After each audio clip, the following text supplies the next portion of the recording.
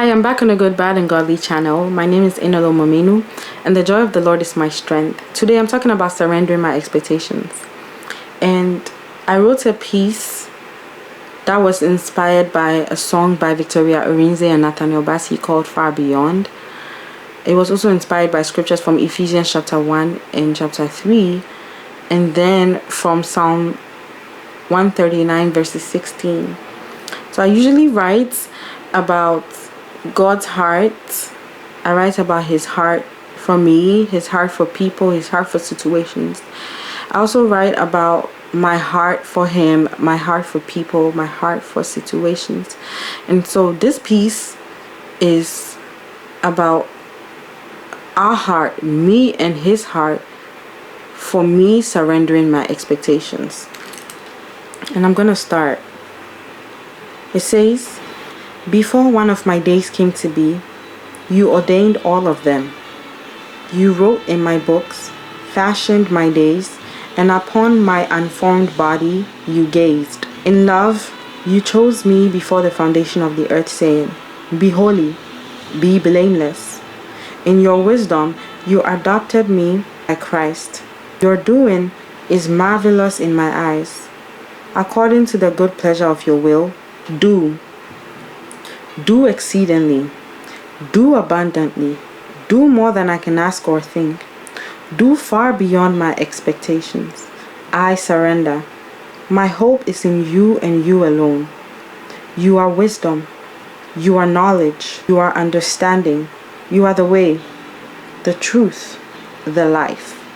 You are God alone. So one thing that the Lord has had to correct me about is my idolization of expectations, and that has come in forms of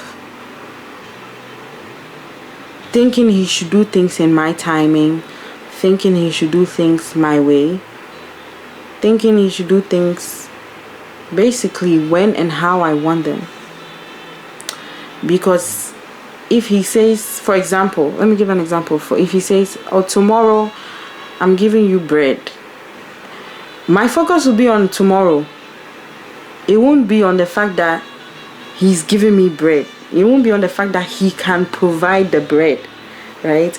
Or on the fact that he said what he said. And so it's not for me to worry about the timings, for me to worry about the fact that he said, and so it's going to come to pass. I'll be like, oh, you said tomorrow, so where is it tomorrow? You know, and that's what I will be idolizing. Things like that, the timing, the how. And I will have a vision in my head. Okay, you said the bread is coming tomorrow. Oh, then I'll prefer to get it from this place. I'll prefer to get it from the bakery shop the nearest bakery shop. Oh, I'll prefer that somebody gets it for me. Like all these details like that he hasn't given me, that I will be placing in a situation, then I would idolize those things. And then when it doesn't happen, it's like, but you said it to happen tomorrow. But meanwhile, it was for me to focus on him, hope in him. And so what had happened was my hope became in my expectations. And then obviously if the hope is not built on anything but God, then it's on a rock. It's on a foundation that is sand, and it's going to be washed away. And the only thing that will stand is anything that is built on the foundation of Jesus, right? So now when my expectations were all washed away, I was faced with what? Disappointments, frustration, even to the point of being ashamed of waiting, being ashamed of being in the waiting season, because I had placed these expectations upon God and upon myself, where I'm like, okay, well, the time is moving fast. What's up? What's happening?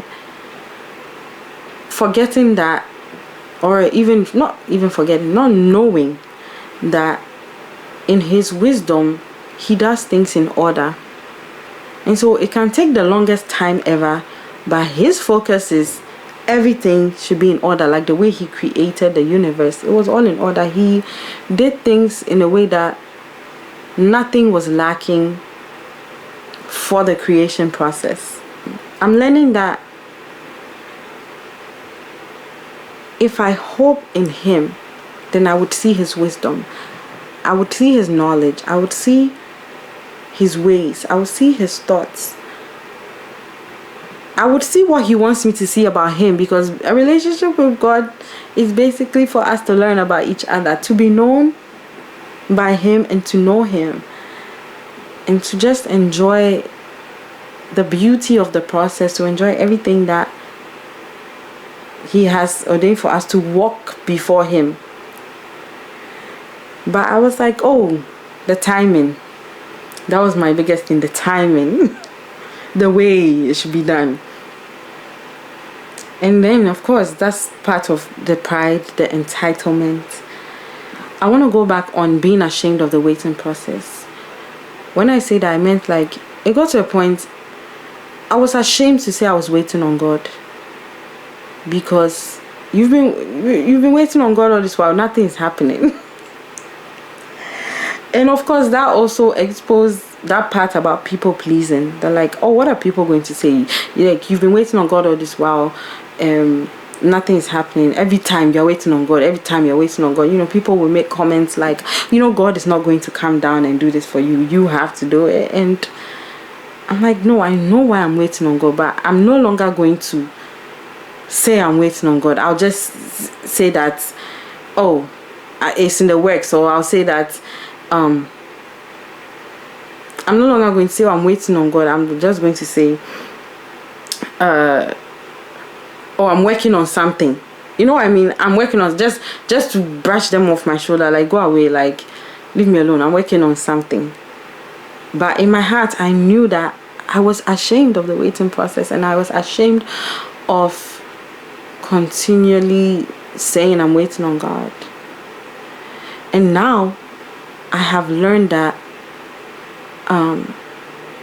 there's nothing to be ashamed about when it comes to waiting on God. He does these things so that we can be lacking in nothing, so that he can be glorified. And if we are set apart as people of God, then things will not look the way that the world perceives for it to look. There was this chorus in the song Far Beyond, and it said, far beyond my expectations you did. And that's when it dawned on me that, wait a minute, he already ordained before I was formed in my mother's womb. I said womb. He already ordained before I was formed in my mother's womb that his promises will come to pass. Right? He already ordained that what he has said will come to pass. And not only that, he's able to do exceedingly and abundantly more than I can ask or think. And so at that point, should my expectations really be in the timing and in how it should be done, when he has already done before the foundations of the world, he has already done beyond my expectations. My expectations were a stumbling block to my faith in God, because then, like I said, my hope was in my expectations, and where there's hope there's faith, and where there's faith there's hope. And so then my faith was in my expectations, and it wasn't. So I have an opportunity to wait differently this time. I keep saying this, I'm still in the waiting process. I have an opportunity to experience how it is to really hope in God, not to think I'm hoping in God and I'm hoping in a hidden thing in my heart. That was the expectations, right? The idol in my heart, that was the expectations. I have the opportunity to really hope in God, because now he has shown me, yeah, like, I'm the all-wise God, I'm the all-knowing God. You don't just think I am anymore. Now you know I am. And so he has given me the opportunity to be ushered into a new experience. I'm so excited. Because let me tell you, when God starts showing you how intentional he is, it's so fun. it's so fun because you're like, oh, there's really no one like you.